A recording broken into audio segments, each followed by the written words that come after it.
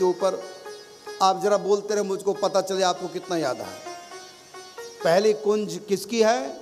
उत्तर दिशा में रंग देवी जी की, जोर से बोलना। और दूसरी सुदेवी, तीसरी जोर से बोलो, मेरे तक आवाज नहीं आई है, कैमरे तक आवाज आए, लोग टीवी में तुम्हारी आवाज सुने, जोर से बोलो, ललिता जी की। चौथी सखी की कुंज कौन सी सखी? विशाखा। पांचवी चंपकलता, छठी चित्रा, सातवीं कुंज तुंग विद्या, आठवीं कुंज इंदुलेखा से। मैं इसलिए पूछ रहा हूं कि जो टीवी में इस समय देख रहे हैं उनको पता चल जाए कि जमुनानगर के लोग बहुत आगे बढ़े हुए हैं है ना, क्योंकि हमारा 20 सालों से प्रवचन सुन रहे हैं, वो भी निकुंज का प्रवचन यहाँ बहुत बार सुना चुके हैं, एक एक चीज समझा चुके हैं, महीने महीने का यहाँ पर सत्संग हो चुका हमारा। ऊपर प्रिय सखिन की कुंज सरसाती, और तेज में कर्णिका अति सुदेशा, ताके चहु और सरवर सुवेशा। कर्णिका मतलब वो कमल की गद्दी, अष्टद्वारी महल का एरिया, उसके भीतर का सारा। और उसके बाद कहा कि तेजो में कर्णिका अति सुदेशा, ता चहु और सरवर सुबेसा, उसके चारों ओर 4 सरोवर है। पहले सरोवर का नाम बताओ। मान अरु मधुर सरोवर स्वरूपा, रूप सरोवर सहित अति अनूपा। पहले सरोवर का नाम है मान सरोवर, जो रंग देवी और सुदेवी की कुंज के बीच में और थोड़ा सा कर्णिका की तरफ, अष्टद्वारी महल की तरफ। दूसरा सरोवर है मधुर सरोवर, जो ललिता और विशाखा के कुंज के बीच में पड़ता है। तीसरा सरोवर रूप सरोवर है, जो चंपकलता और चित्रा के कुंज के बीच में पड़ता है, स्वरूप सरोवर। और अगला है रूप सरोवर, जो तुंग विद्या और इंदुलेखा के कुंज के बीच में पड़ता है, थोड़ा सा अष्टद्वारी महल की तरफ। कहा कि तिन की चहु और रचना अपारा, उन चारों सरोवरों की चारों तरफ अपार रचना है, सुंदर आकृतियां हैं, वृक्षों की, घाटों की, निकुंजों की, नहरों की, गमलों की, लताओं की, सुंदर अपार रचना है।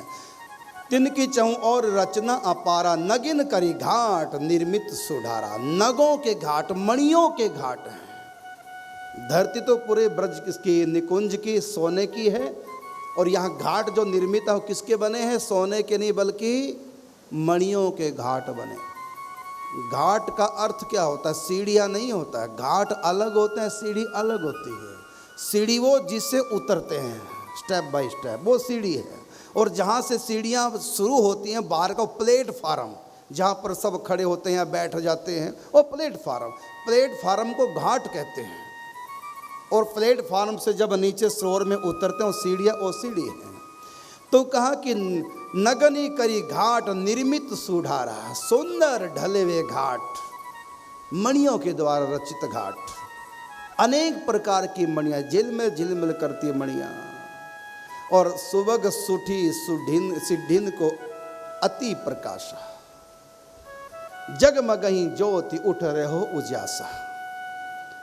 कहते सुबह बहुत प्यारी, सूठी, सुंदर, सिद्धिन को अति प्रकाशा।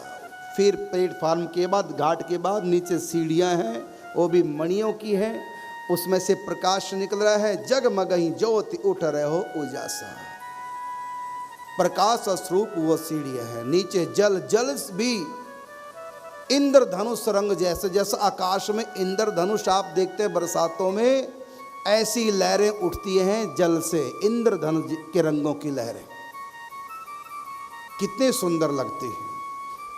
तुम लोग कल्पना नहीं कर पाओगे, जो वहाँ पर है हम समझा नहीं सकते हैं। फिर भी कोशिश कर सकते हैं अपनी वाणी को पवित्र करने के लिए। प्रभु के गुण तो उसके धाम के गा ही सकते हैं। कहा कि चहु सरोवर के मध्य सोहे, अष्ट महल अठ द्वार छवि को भी मोहे। इन चारों सरोवरों के बीच, राउंड में 4 सरोवर, चारों दिशा में, इन चारों के भीतर अष्टद्वारी महल है। अष्टद्वारी एक महल है किले के आकार का, अगर उसका राउंड लगाएं तो 12 किलोमीटर बनता है। 4 कोस 12 किलोमीटर अष्टद्वारी महल। उसके 8 द्वार है। मोहन बीच में ठीक मोहन महल है। मोहन महल के दूरी पर अष्टद्वारी महल। मोहन महल से जब जमुना जी जाएं तो 8 दिशाओं में 8 द्वार है। सीधे रास्ते जमुना जी की तरफ जा रहे हैं। 8 द्वार 8 दिशाओं में स्फटिक मणियों का बना हुआ है। मणियों का तो बना हुआ है स्फटिक का, लेकिन रंग उसका जो प्रकाश निकलता है वो इंद्रधनुषी रंग है। प्रिज्म में से जैसे प्रकाश निकलता है, सतरंगी बहुरंगी प्रकाश, लेकिन है स्फटिक मणि का। क्योंकि अष्टद्वारी महल के बाहर वृंदावन, भीतर वृंदावन, जो वृक्ष हैं, जो लता हैं, जो मणिमय हैं, जो कुंज हैं, उन सब का प्रतिबिंब उसमें जो पड़ता है तो उससे वो नाना प्रकार के रंगों से परिभाषित हो जाता है, भासमान हो जाता है। तो कहा कि महल अठद्वार छवि को भी मोहे। उसकी छवि सबको मोहित कर लेती है, सबका मन आकर्षण हो जाता है। वो स्फटिक मणि का जो अष्टद्वारी महल 12 किलोमीटर का राउंड किले के आकार का द्विमंजिल इमारत है। चहु सरवर के मध्य सोहे, महल 8 द्वार छवि को भी मोहे। द्वार द्वारन ध्वजा अति सुढाला, बड़े मुक्तानी बंदन सुमाला। द्वार द्वार पर विशाल ध्वजा हैं, सुंदर ध्वजा है वस्त्र की, लेकिन ऐसा गजब की ध्वजा है कि वृंदावन का प्रतिबिंब भी उनमें दिखाई देता है।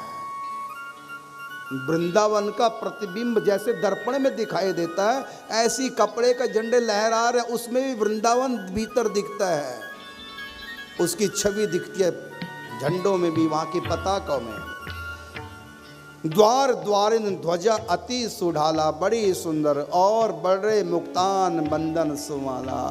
द्वार द्वार पे मोतियों के बंधनवार लटके हुए हैं, तोरण लटके हुए हैं।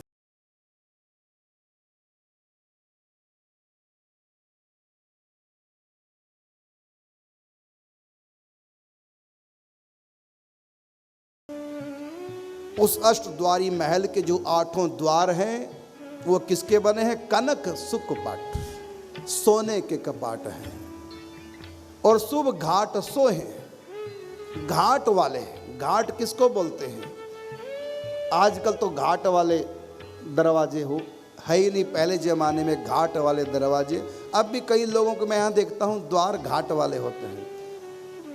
एक होता है सपाट वाले एक ही पीस है बस। आजकल क्या है, दरबार देखता हूँ मैं लोगों की कोठियों में एक ही पीस है बस दरवाजा, उसको बोलेंगे सपाट दरवाजा। एक है घाट वाला। घाट का मतलब फ्रेम बनाए जाते हैं और बीच में फिर उसको लगाया जाता है, उसको घाट बोलते हैं। समझ गए घाट का मतलब क्या है?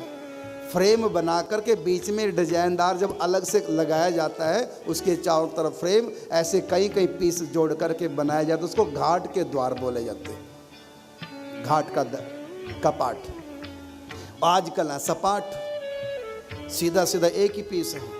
तो भगवान के यहाँ वृंदावन धाम के अष्टद्वारी महल में जो 8 द्वारों पे जो कपाट वो कैसे हैं? कनक सुकपाट शुभ घाट सो है। शुभ का मतलब मंगलमय चिन्ह है, स्वस्ति का चिन्ह है, कलश का चिन्ह है। ये परम पवित्र चिन्ह उन घाटों पे सुदर्शन चक्र का चिन्ह है, तिलक का चिन्ह है, शंख का चिन्ह है, कलश का चिन्ह, नारियल का चिन्ह। ये इस प्रकार के मंगल सूचक चिन्ह उन घाटों के ऊपर द्वार के जो कपाट उसमें डिजाइन बने हुए हैं, और वो सब चिन्ह मणियों के बने हुए हैं।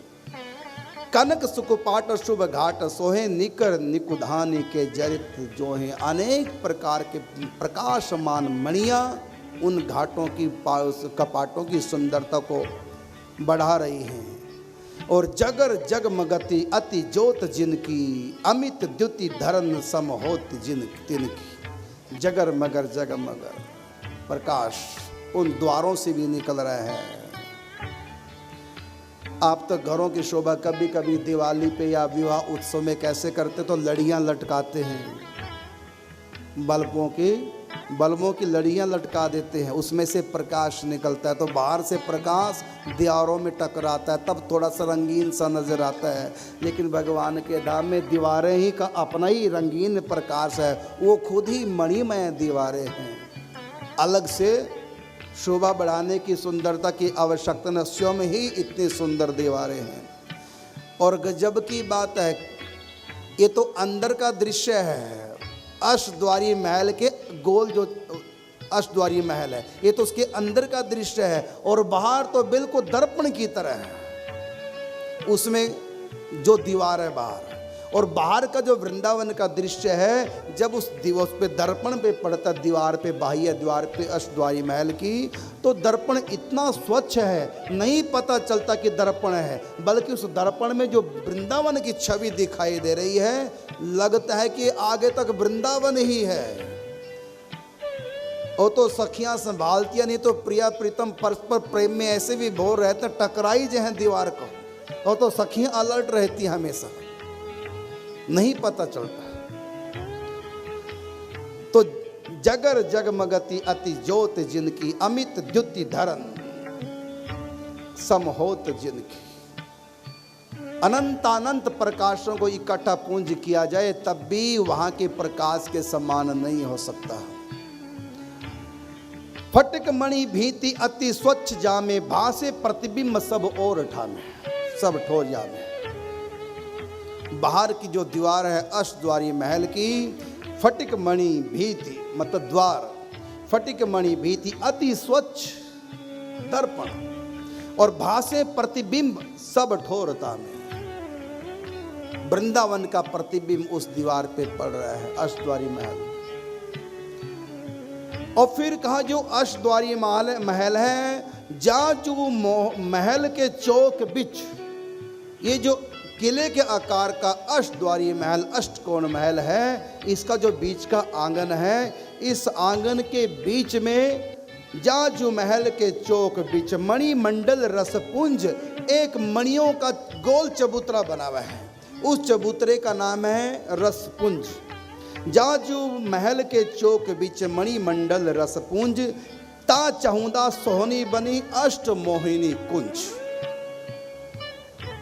उस रस मंडल के ऊपर, रस पुंज मंडल के चारों तरफ, बाहर की तरफ और अष्टद्वारी महल के अंदर की तरफ जो क्षेत्र है, जो फुलवारी है चारों तरफ की, उस फुलवारी में आठों दिशाओं में 8 मोहिनी कुंजे हैं, 8 छोटे छोटे महल हैं, जो अष्टद्वारी महल के अंदर आंगन में बीच में पड़ते हैं। क्योंकि अष्टद्वारी महल 12 किलोमीटर का है, और भीतर उसके पूरा बाग बगीचे, फुलवारियाँ, कई कई नहरें, और उसके ठीक बीच में मोहन महल इस रसपुंज मणिमंडल के ऊपर। और इस रसपुंज मणिमंडल से बाहर की तरफ 8 दिशाओं में बगीचे के बीच में 8 मोहिनी कुंजे हैं। उन 8 कुंजों को कहते हैं मोहिनी कुंज, जिनमें प्रिया प्रीतम नित्य विहार करते हैं।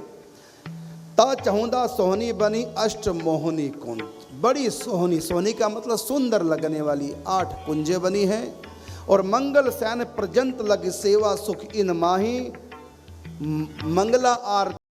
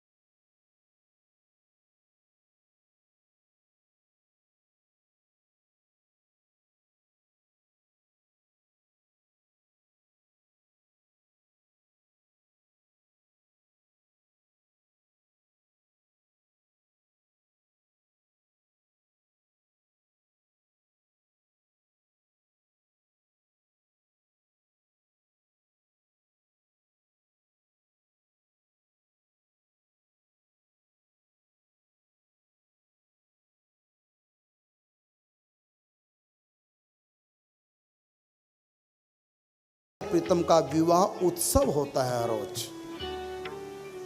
ये सुख तुम्हारे भाग्य में तो जिंदगी में एक ही बार का है, लेकिन प्रिया प्रीतम के यहाँ विवाह उत्सव हर रोज होता है।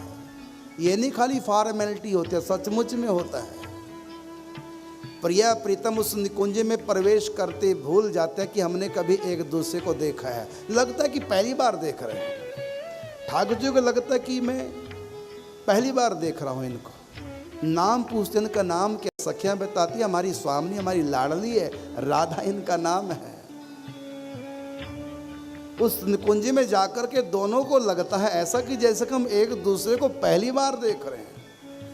फिर सखियां सगाई कर देती है, फिर विवाह होता है, उत्सव होता है। तो इस निकुंज में 5 निकुंजें आती हैं। पहली निकुंज का नाम है, बोलो, फंस गए, अब हम भी भूल गए, क्या नहीं पता। पहली निकुंज का नाम इन 5 कुंजों में श्रृंगार कुंज। इसमें सखियां प्रिया प्रीतम का श्रृंगार करती हैं, क्योंकि अभी सो के उठे हैं, थोड़ी देर आराम किया शयन कुंज में, उसके बाद सोने के बाद तो श्रृंगार ही होगा। तो पहली ब्यावला कुंज की प्रथम कुंज जो 5 कुंज हैं, उसमें पहली श्रृंगार कुंज। इसमें सफ़ेद रंग की मणियों से और सफ़ेद रंग के वस्त्र पहनाती हैं प्रिया प्रीतम को, और सफ़ेद रंग की मणियाँ, क्योंकि रात्रि के समय सबसे अच्छा रंग कौन सा खिलता है? वाइट, कंट्रास्ट है। रात काली सफ़ेद कंट्रास्ट हो जाता है। तो सफ़ेद मणियों का श्रृंगार, सफ़ेद वस्त्र। और इन 5 ब्यावला कुंजों में दूसरी कुंज का नाम है, बोलो, विलास कुंज। इसमें प्रिया प्रीतम विलास करते हैं, नृत्य करते हैं, सखियां संगीत बजाती हैं।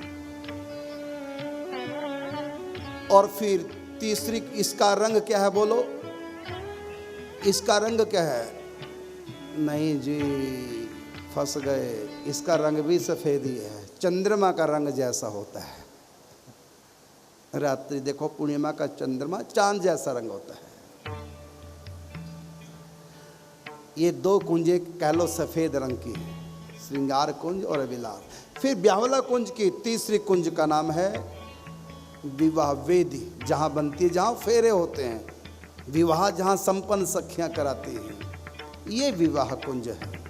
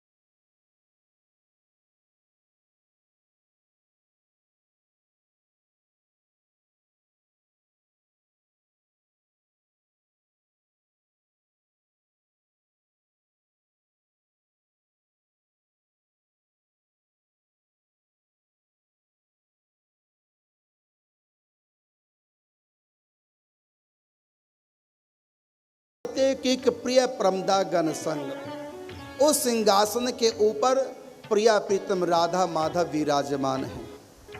और आठों कोनों में जो अष्ट कोण का सिंहासन है, आठों कोनों में अष्ट सखियां अपनी अपनी सखी सहेलियों के साथ में हाथ में सौंज सामग्री सेवा सामग्री लिए प्रिया प्रीतम की सेवा में उनके दर्शन करती हुई खड़ी हैं। कौन कौन प्रत्येक एक प्रिय प्रमदागण संग रुचि अनुसार है से वही उर अनुराग अभंग। सखियों के हृदय में अनुराग भरा हुआ है प्रिया प्रीतम राधा माधव के प्रति। और उत्तर श्री रंग देवी जो दिशि ईशान सुदेवी, पूर्व श्री ललिता सखी अग्नि विशाखा सेवी। उत्तर दिशा में रंग देवी जी खड़ी हैं उस सिंहासन के, और ईशान कोण में सुदेवी जी हैं, पूर्व दिशा में ललिता जी हैं, अग्नि कोण में विशाखा जी हैं, दक्षिण में चंपक लतिका हैं, दक्षिण चंपक लतिका चित्तर नैऋत्य पेखी, पश्चिम तुंग विद्या सखी, वायु कोण इंदुलेखी। दक्षिण दिशा में है चंपक लतिका जी, चंपक लता, और नैऋत्य कोण में है चित्रा सखी, पश्चिम दिशा में है तुंग विद्या जी, और वायु कोण में है इंदुलेखा सखी। और इनके वस्त्रों का रंग क्या है, कैसे इनके वस्त्र हैं सखियों के, कैसी इनकी अंग कांति है। प्रत्येक सखी के शरीर से दिव्य प्रकाश निकलता है। किस रंग का वो बताया जा रहा है कि रंग सुदेवी दोहन को कमल केसरी रंग। रंग देवी और सुदेवी का कैसा रंग है, एक का कमल के समान, एक का कमल की केसर के समान। कमल का मतलब कमल का जो मुख्य रंग अपना होता है वो गुलाबी रंग का है। जैसे गुलाब गुलाबी रंग का है, ऐसे तो गुलाब आजकल जामुनी रंग के भी आ गए हैं, सफ़ेद रंग के भी गुलाब होते हैं, पीले रंग के भी गुलाब होते हैं। लेकिन हम गुलाबी रंग किसको कहते हैं, गुलाब का जो रंग है उसको गुलाबी रंग, लेकिन गुलाब तो पीला भी है। तो गुलाब का जो अपना निज स्थायी रंग है वो गुलाबी होता है, पिंक कलर का। ऐसे ही रंग देवी सुदेवी को कमल केसरी रंग, एक का कमल के समान, एक का कमल की केसर के समान केसरी रंग है। और वस्त्र कैसे हैं, जपा सुही की रंग की साड़ी सोहे अंग। जपा कुसुम गुड़हल का फूल लाल रंग का, जपा और सुहा सुहा रंग, और साड़ी सोहे अंग इनके शरीर में ऐसी साड़ी वस्त्र है। और सेवा क्या है इन दोनों सखियों की, सेवा भूषण सजतन सरस सुगंध समारी, भरी रूप रस रंग में लड़वे जुगल निहारी। सेवा क्या है, तो रंग देवी जी की सेवा है आभूषणों की, प्रिया प्रीतम के आभूषणों की, और सुदेवी सखी की सेवा है सुगंध इत्र आदि की। और भरी रूप रस रंग में ये दोनों सखियां प्रिया प्रीतम के रूप अपने हृदय में भर करके रस रंग से भरी रहती हैं। और लड़वे जुगल निहारी, प्रिया प्रीतम को देखती रहती हैं, और लड़वे का मतलब लड़ती रहती हैं नहीं, लाड़ लड़ाती रहती है। ललित विशाखा धुन को रोचन दामिनी वर्ण। अब ललिता जी और विशाखा जी का रंग बताया जा रहा, अंग कांति कैसी है। ललित विशाखा दोहन को रोचन दामिनी, गो रोचन का जैसा रंग है वैसा ललिता जी का अंग कांति है। और विशाखा जी की जैसी दामिनी आकाश की बिजली का रंग जैसा, तो जब वो चमकती है कुछ पीला कुछ वाइट लिए, तो ऐसा रंग की कांति जो प्रकाश दिव्य निकलता है सखी के अंग से, तो वह है विशाखा जी का रंग। और वस्त्र कैसे हैं, तो ललिता जी के वस्त्र है मोर पिच उड्ड भांति के पहरे पट मन हरन। तो ललिता जी के वस्त्रों का रंग है मोर पंखों के समान, मोर के पंख, उनके वस्त्रों पे मोर पंख छपे होते हैं। तो मोर पिच उड्ड भांति, उड्ड कहते हैं आकाश के तारों को।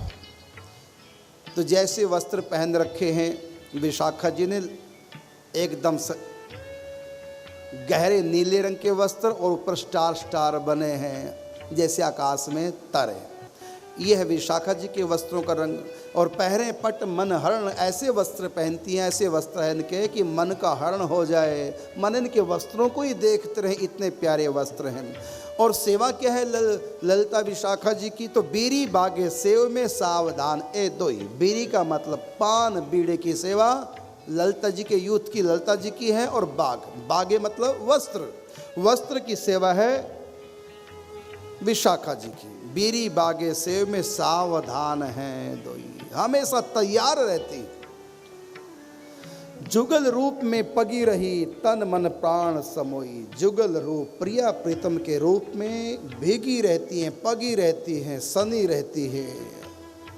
तन मन प्राण समोई, मानो इन सखियों के प्राण तो प्रिया प्रीतम में ही रहते हैं। इनके देखे बिना एक क्षण भी सखियां नहीं रहती, इन दोनों से इतना प्यार करती हैं। फिर अगली जोड़ी है तीसरी सखी की, चंपक लता चंपक बरन चित्रा कुमकुम कांति। कहा कि चंपक लता सखी की अंग कांति कैसी है? तो चंपक बरन, चंपा के फूल जैसा होता है। क्रीम कलर कह दो, सफेद वाइट और पीला मिलाकर चंपा का रंग जैसा होता है। चंपक लता चंपक बरन चित्रा कुमकुम कांति। चित्र का रंग कुमकुम केसर के समान, इस रंग का सिंदूर भी होता है। नीलरो पीत निचोल निज पहरे बसन सुभांति। वस्त्र कैसे हैं? तो चंपक लता जी के वस्त्र नीले रंग के, और पीत निचोल पीले वस्त्र। किसके हैं पीले? चंपक लता के हैं नीले और चित्रा के हैं पीले वस्त्र। और सेवा क्या है? सेवा है इन दोहन के भोजन जल अरुपान, भोजन अरु जलपान अति हित सो अरु गावही पावही रस बहुबान। सेवा क्या है? तो कहा चंपक लता सखी की सेवा है भोजन की, और चित्रा की सेवा है जल की, जलपान की। अति हित सो अरु गावही, अति ही प्रेम से लाड़ चाल से प्रिया प्रीतम को भोजन कराती है। पहरे साड़ी फबी रही पंडुर पुहुप अना। इनके वस्त्र कैसे हैं? पंडुर कुछ पीले, और पुहुप अनार, अनार के पुष्प के समान इंदुलेखा के वस्त्र। और इनकी सेवा क्या है? नृत्यादिक अरुकोक की कला भेद बहुभाए, रिजवत सिखवत दुहन को अद्भुत दाय उपाय। ये सखियां दोनों तुंग विद्या और इंदुलेखा क्या सेवा करती हैं? तुंग विद्या की सेवा है संगीत नृत्य गान के द्वारा प्रिया प्रीतम को रिझाना, और प्रिया प्रीतम को नृत्य सिखाना, संगीत सिखाना। और इंदुलेखा सखी की सेवा क्या है? कोक कला प्रवीण है। कोक कला का अर्थ होता प्रेम की कला, प्रिया प्रीतम को सिखाती है। ऐसी ऐसी बातें, ऐसी ऐसी अटकेलियां करते हैं कि प्रिया प्रीतम के हृदय में प्रेम का उद्दीपन करा देती है। ये इसमें माहिर है इंदुलेखा सखी और उसका समस्त यूथ। इसमें जो मैंने दो दो करके सब सखियों के चारों जोड़ों के जो सेवा वर्णन की, ये केवल इन सखियों के नहीं, इन सखियों के साथ में 8-8 सखियां और हैं, उन 8 की फिर 8-8 सखियां और हैं। ये तो 8 जूथ हैं। 8 जूथों की 8 प्रकार की सेवा का मैंने वर्णन किया है। आगे कहते हैं,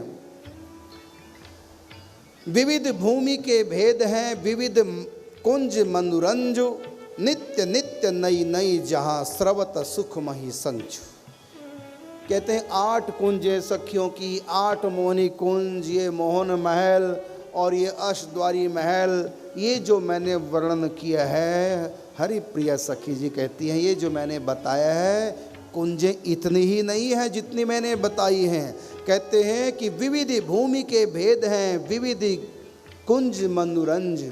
जैसे मैंने कहा कि वहाँ के सोने की भूमि मणियों से जटित है, तो हरिप्रिया सखी कहती हैं कि ऐसा मत समझना कि निकुंज की सब जगह यही धरती है, कहीं हरे रंग की, कहीं पीले रंग की, कहीं गुलाबी रंग की, कहीं केवल स्फटिक मणि की धरती है, कहीं मूंगा मणि की धरती है, कहीं इंद्रनील मणि की धरती है, कहीं सूर्य मणि की धरती है, तो कहीं राग मणि की धरती है, कहीं चंद्रकांत मणि की धरती है, कहीं पन्ना कुखराज की धरती है। यहाँ तो वर्णन किया गया स्वर्णमयी सोने की, लेकिन हरिप्रिया सखी कहती है मैंने जो बताया सोने की धरती, इतना नहीं सोचना, अलग अलग भाग में अलग अलग ढंग की पृथ्वी है, अलग अलग ढंग के वृक्ष हैं, अलग अलग ढंग की कुंजें हैं। कहते कितनी हैं, तो कहा कि विविध भूमि के भेद हैं, विविध कुंज मनोरंज, मन को रंजन करने वाली, मन को खुशी प्रदान करने वाली कोई 1 2 हजार 2000 कुंजें नहीं है, अनेक हैं जो गिन नहीं सकते।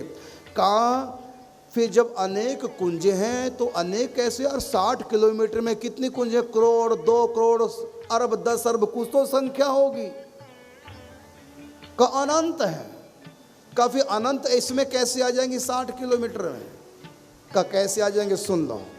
का नित्य नित्य नई नई जहाँ स्रवत सुखमयी संज, कहते हर रोज नई नई कुंजें अपने आप ही प्रकट हो जाती हैं। जब लीला विलास समाप्त हो जाता अगली लीला परम, तो फिर वो कुंज अंतर्धान हो जाती है, उसकी जगह दूसरी कुंज प्रकट हो जाती है, क्योंकि वहाँ जो मन में मनोरथ सखी सोचती है, मनोरथ करती है, वैसी कुंज प्रकट हो जाती है। अब यहाँ मोहन महल है, अब किसी सखी के मन में आया कि सुंदर घास का मैदान हो और कंदुक खेल प्रिया प्रीतम को खिलाएं, गेंद का खेल खिलाएं, तो उस समय किसी घास के मैदान में जाना नहीं पड़ेगा, बल्कि वहीं मोहन महल अंतर्ध्यान हो जाएगा और चारों तरफ घास का मैदान, बीच में एक भी पेड़ नहीं होगा। अब प्रिया प्रीतम गेंद का खेल प्रारंभ करते हैं। अब मान लो किसी मन में कल्पना आई कि सुंदर सरोवर हो, सरोवर में विहार करें, जल विहार, लो जी तुरंत सरोवर प्रकट होगा, घास का मैदान गायब हो गया, सरोवर प्रकट हो गया। मन में आया कि अष्टकोण सरोवर हो तो 8 कोने वाला बन गया, मन में आया 12 कोण सरोवर हो 12 भुजा वाला तो वो बन गया, मन में आया कि आयताकार तो आयताकार, क्योंकि वहाँ जो सोचो वही हो जाता है। और इस दुनिया में कभी भी सोचने से कुछ नहीं होता, सोचने को लाख बातें सोचे इंसान, पूरी वही होंगी जिसे चाहेंगे भगवान। यहाँ तो मन मार के रहना पड़ता है, लेकिन भगवान के धाम में किसी को भी मन मार के रहना नहीं पड़ता, जो आया मन में सोई प्रकट हो गया। तो कहा कि इसलिए वहाँ अनंत अनंत कुंजें हैं, एक बार जो कुंज प्रकट हुई उसमें जो लीला हुई अब वो दोबारा प्रकट नहीं, अब नई नई कुंजें, हर रोज नई नई कुंजें प्रकट होती हैं, लीला के बाद अंतर्धान हो जाती है। ऐसा वहाँ का ऐश्वर्य है धाम का। और कहा कि नई नई नित्य नित्य नई नई जहाँ स्रवत सुखमयी संचु, इनमें श्री हरि प्रिया को नित्य विहार अखंड अंसा अंशी रूप में राच रहो ब्रह्मांड। कहते हैं इन निकुंजों में जो अनंत अनंत निकुंज हैं, समय समय पर लीला विलास के लिए, प्रीतम को रिझाने के लिए प्रकट हो जाती हैं। लीला विलास समाप्त, अगली लीला परम, तो पहली निकुंज समाप्त अंतर्धान, अगली निकुंज प्रकट। इसमें श्री हरिप्रिया को नित्य विहार अखंड अखंड चल रहा है विहार, विश्राम नहीं है। विविध सुरत संपत्ति सहित अति अद्भुत अभिराम चिदानंद घन जति जय श्री वृंदावन धाम, जय जय श्री वृंदावन धाम, जय जय श्री वृंदावन धाम, चिदानंद घन पूरण काम, चिदानंद घन पूरण काम।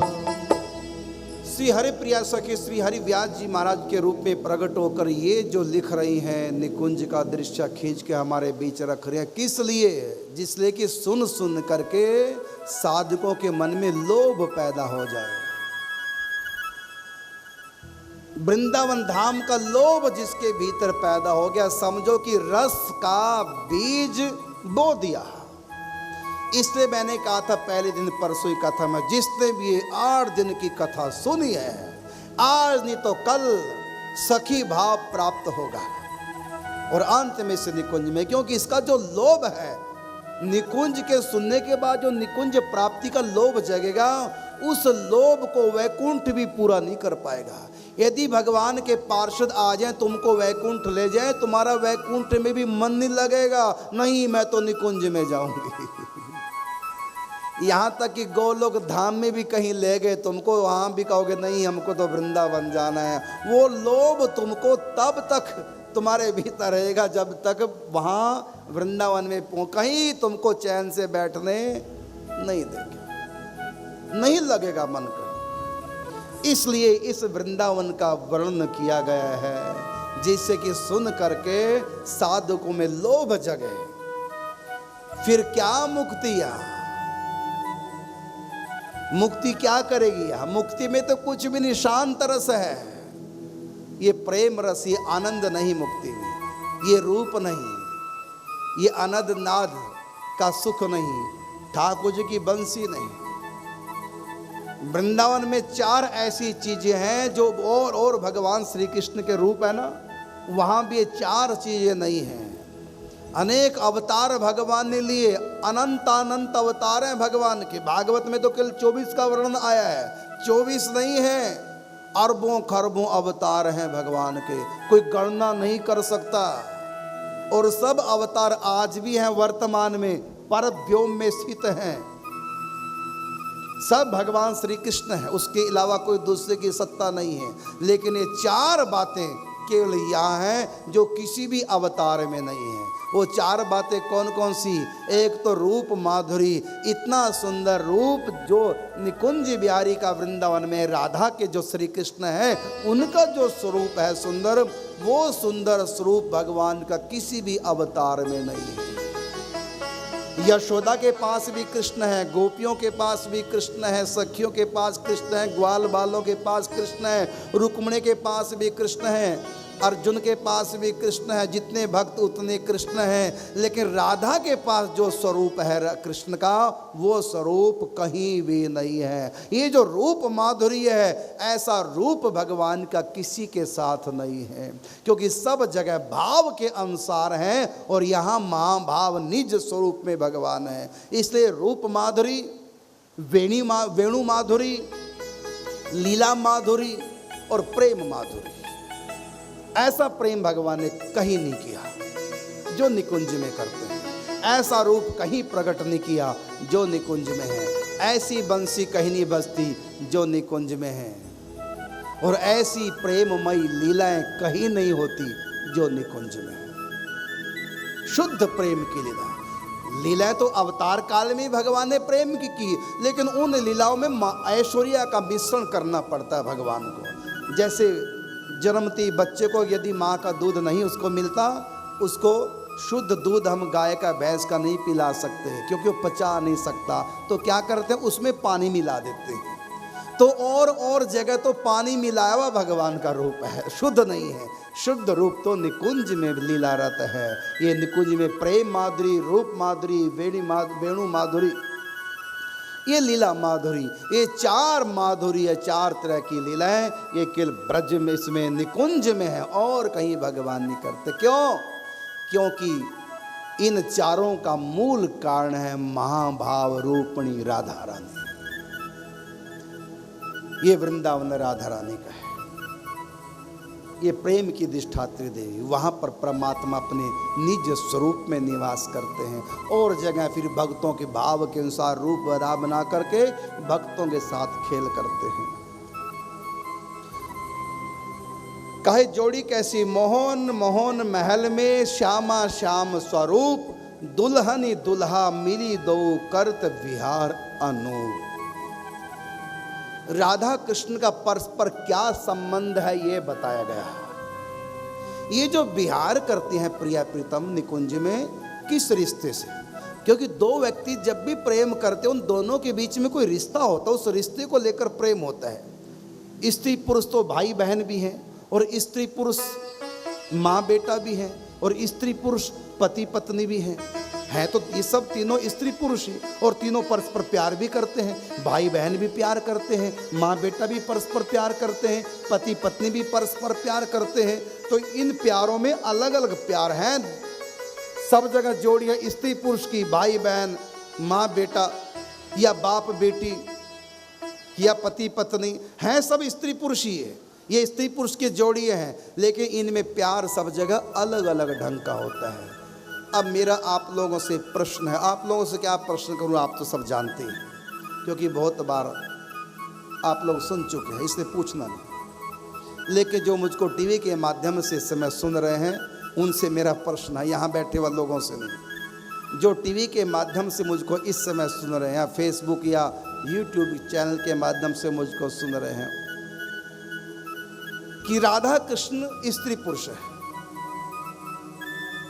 मेरा प्रश्न है, इनका परस्पर संबंध क्या है? ये भाई बहन है, या पति पत्नी है, या परस्पर लवर है, प्रिया प्रीतम है, प्रेमी प्रेमिका है? ये कौन सा रिश्ता है? खून के जितने भी रिश्ते होते हैं परस्पर संसार में, जो व्यवहार में आप देखते हैं, अनुभव करते हैं, इन सब रिश्तों में, स्त्री पुरुष के भीतर बीच में जितने भी रिश्ते होते हैं खून के संबंध, इन सब रिश्तों में बताओ कि राधा कृष्ण का परस्पर रिश्ता क्या है? ये पति पत्नी है, या मित्र मित्र हैं परस्पर, या भाई बहन है? कोई भी रिश्ता, खून के जितने भी संबंध होते हैं श्री कृष्ण राधा का परस्पर एक भी रिश्ता ऐसा नहीं, कोई रिश्ता नहीं। श्री कृष्ण की राधा क्या लगती है, कोई नहीं बता सकता, संत जानते हैं, महावाणी में लिखा हुआ है परस्पर इनका क्या संबंध है। श्री कृष्ण की पत्नी रुक्मिणी आदि हैं, उनकी प्रेमिकाएं कह लो, गोपियां आदि हैं।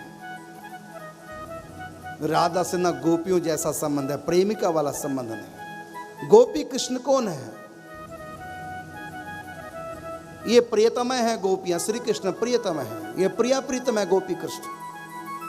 रुक्मिणी कृष्ण कौन है? तो पति पत्नी है। यशोदा कृष्ण कौन है? तो माँ बेटा है। सुभद्रा कृष्ण कौन है? तो भाई बहन है। ये सब खून के रिलेशन है, संबंध है।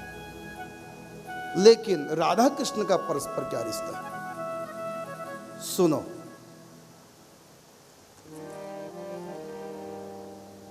मोहन मोहन महल में श्यामा श्याम स्वरूप, दुल्हन दुल्हा मिली दो, करत बिहार अनु। ये परस्पर बिहार कर रहे हैं किस रिश्ते को लेकर के? बोलो। वृंदावन मकरंद है, भ्रमर करत रसपान। वृंदावन मकरंद है, भ्रमर करत रसपान, दुल्हन प्यारी राधिका, दुल्हा श्याम सुजान। तुम लोग तो एक दिन के लिए दूल्हा दुल्हन बने थे, उसके बाद अगले दिन क्या बन गए? पति पत्नी। अब कोई तुम दूल्हा दुल्हन नहीं रहे, और उससे पहले तुम दूल्हा दुल्हन भी नहीं थे। कौन थे? प्रिया प्रीतम कह लो, लवर कह लो, या ये कहेंगे होने वाली पत्नी कह लो। अगर पहले से प्रेम है, लव मैरिज है, तो कह सकते हैं कि पहले प्रिया प्रीतम थे, एक दिन के लिए दूल्हा दुल्हन, और अगले दिन पति पत्नी, और उस अगले दिन विपत्ति और पत्नी। पति होगा विपत्ति और पत्नी होगी पता ही नहीं, तलाक हो गया। कौन पता? ये तो संसार की बात है, छोड़ो। बाहर नहीं जाएंगे, निकुंज से बाहर नहीं जाना हमको, निकुंज में आ जाओ वापिस। तो प्रिया प्रीतम अब की बार में सोच के बैठा था, निकुंज से बाहर की बात ही नहीं करनी, लेकिन क्या करे, गंदी आदत है, फिर बाहर भाग जाते हैं। आ जाओ निकुंज के भीतर। ये निकुंज रसधारा है, ये निकुंज में बहती बाहर नहीं। तो प्रिया प्रीतम परस्पर कौन है? दुल्हा और दुल्हन है। इसलिए कहा नहीं नहीं गृहिणी नहीं प्रेमिका, नहीं गृहिणी, गृहिणी का मतलब पत्नी, राधा रानी पत्नी नहीं है कृष्ण की। नहीं गृहिणी नहीं प्रेमिका, नहीं राधा परनार, वो पराई भी नहीं है, वो पत्नी भी नहीं है, प्रेमिका भी नहीं है और पराई भी नहीं है, पर स्त्री भी नहीं है। नहीं गृहिणी नहीं, ये बहुत लोग मुझसे प्रश्न करते हैं कि राधा कृष्ण परस्पर कौन है, और कई कहते हैं मंदिरों में राधा कृष्ण है जबकि पत्नी तो रुक्मणी है। बहुत लोग पूछते हैं, अब मैं तो बताता क्या बताऊं, क्योंकि बताने में कई घंटे लगेंगे, इसलिए मैं शुरुआत ही नहीं करता। बस ये कहता हूं कि टीवी में हमारे कार्यक्रम सुनते रहो, कभी ना कभी उत्तर मिल जाएगा। अब आज उत्तर की बात है। नहीं गृहिणी नहीं प्रेमिका, नहीं राधा परनार, दिन दुल्हनिया श्याम की, दिन दुल्हनिया श्याम की, दो वितन रस सार। वितन कहते हैं प्यार को, ये प्रेम का सार है दोनों। तो जो पूछते हैं कि राधा कृष्ण की क्या लगती है, तो बताया नहीं गृहिणी पत्नी नहीं, नहीं प्रेमिका उनकी प्रेमिका भी नहीं है, और नहीं राधा परनार तो पर स्त्री भी नहीं है। कौन है? दिन दुल्हनिया, दिन का मतलब हर समय, क्योंकि दूल्हा दुल्हन तो एक दिन के लिए होते हैं, हर समय नहीं हो सकते। अगले दिन वो पति पत्नी बन जाते हैं और अगले दिन वो दुश्मन भी बन सकते हैं, कुछ नहीं पता चलता। दूल्हा के लिए एक दिन का, यहाँ दिन, दिन का मतलब हर रोज, दिन प्रतिदिन।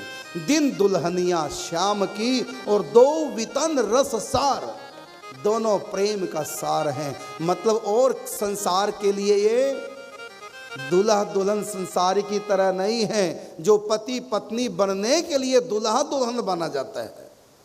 यहाँ दूल्हा दुल्हन के लिए नहीं बनते, बल्कि यहाँ जो दूल्हा दुल्हन बनते हैं वो पत्नी बनने के लिए बनते हैं, क्योंकि बिना दूल्हा दुल्हन बने पति पत्नी नहीं बन सकते। तो उनका लक्ष्य पति पत्नी बनना है, न कि दूल्हा दुल्हन। तो दूल्हा दुल्हन तो एक रास्ता है और उनकी मंजिल पति पत्नी है, लेकिन यहाँ पर मंजिल ही दूल्हा दुल्हन है। यही सर्वोपरि स्थिति है। नहीं कांत नहीं गृहिणी नहीं प्रेमिका नहीं राधा परिनार, दिन दुल्हनिया श्याम की दो वितन रस सार। ये केवल प्रेम करते हैं, वासना नहीं है, क्योंकि वासना के कारण से विवाह होता है या संतति चलाने के लिए विवाह होता है। तो ना तो निकुंज में संतति पैदा होती है, संतान पैदा होती है, और ना ही निकुंज में कामदेव प्रवेश करता है, ये वहां प्रवेश नहीं करता। काम वासना प्रबल अति बांधो सब संसार, यह तनिक नहीं जाए सके कुंज महल के द्वार। ये काम वासना, ये सुख लेने की कामना, ये निकुंज महल के द्वार तक नहीं पहुंच सकती, अंदर तो क्या प्रवेश करेगी। तो संसार में जो हम लोग विवाह कराते हैं उसका कारण है वासना की तृप्ति या संतान की प्राप्ति, तीसरा कोई कारण नहीं है। लेकिन राधा कृष्ण नित्य धाम में ना वहाँ संतान की प्राप्ति करनी, ना वहाँ राधा की आज तक कोई संतान हुई, और ना वहाँ काम वासना है, ना वहाँ ऐसे शारीरिक संबंध है पति पत्नी की तरह, क्योंकि पत्नी है ही नहीं राधा, ना वहाँ वासना है। तो क्या है वहाँ? वहाँ प्रेम है। अब तुम समझ नहीं पाओगे कि फिर ये दूल्हा दुल्हन क्यों, ये फिर प्रेम कैसा बिना वासना की, नहीं समझ पाओगे, क्योंकि ये अनुभूति यहाँ संसार में किसी रिश्ते में है ही नहीं।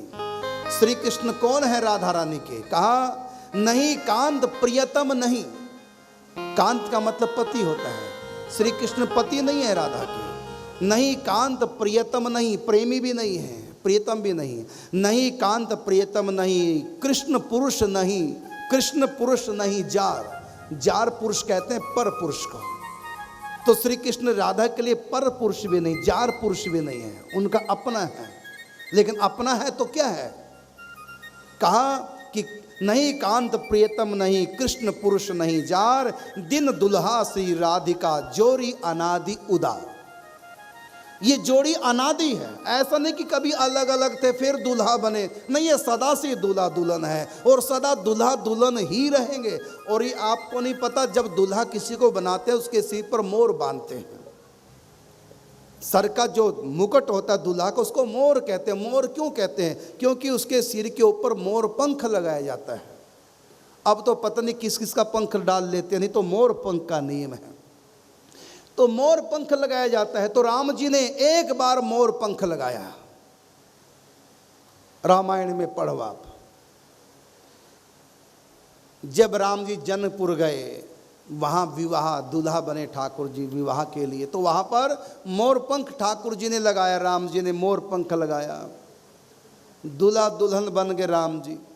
उसके बाद फिर अवतार काल में पति पत्नी का रोल भगवान ने पत्नी पत्नी के रूप में आए, लेकिन वहाँ भी वासना नहीं है, क्योंकि जो राम कृष्ण है, जो राधा कृष्ण है, वही सीताराम है। परमात्मा में वासना नहीं होती, शुद्ध प्रेम है। लेकिन रोल किया यहाँ पर आकर सीताराम ने पति पत्नी जैसा, क्योंकि नर लीला है, राम की नर लीला है, कृष्ण की नारायण लीला है। तो नर तो में तो पति पत्नी होते हैं, इसलिए यहाँ पति पत्नी की लीला हो रही है। लेकिन वासना यहाँ भी नहीं है सीताराम में, क्योंकि राधा कृष्ण ही सीताराम है। तो राधा कृष्ण परस्पर कौन है, दुल्हा दुल्हन है, अनादि काल से, कभी अलग अलग नहीं थे, कभी दूल्हा दुल्हन बने नहीं हैं। एक होता बनना, एक होता सदा से है ही। तो राम जी ने एक बार मोर पंख लगाया, मतलब एक बार दूल्हा बने, और श्री कृष्ण ने आज तक मोर पंख नहीं हटाया, क्योंकि आज भी वो दूल्हा ही है। तो नहीं कांत प्रियतम नहीं, कृष्ण पुरुष नहीं जार, दिन दुल्हा श्री राधिका जोड़ी अनादि उदार। ऐसी ये जोड़ी है। तो मोहन महल में श्यामा श्याम स्वरूप, दुल्हन दुल्हा मिलई दो करत बिहार अनूप। इस दिव्य मोहन महल में दुल्हा दुल्हन दोनों बिहार कर रहे हैं। अब देखिए, जब पति पत्नी बिहार करते हैं उस समय तीसरा वहाँ कोई नहीं होता, लेकिन